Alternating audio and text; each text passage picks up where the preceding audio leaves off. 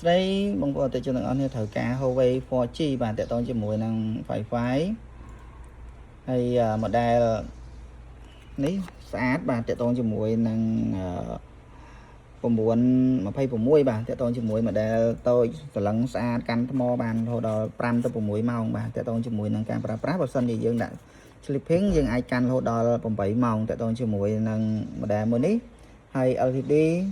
តកតងជាមួយនឹង speed internet វិញបានដល់តែ 19.5 MB ហើយអាប់ចាំជាមួយនឹង device នេះយើងប្រើប្រាស់បានរហូតដល់16 device អញ្ចឹងណាតកតងជាមួយនឹងការលេង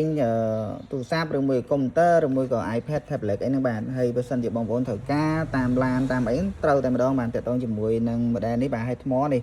1500 mAh បាទតកតងជាមួយនឹងបាត់តេរីយើងអាចប្រើជាមួយ USB charge ក៏បានតកតងជាមួយនឹង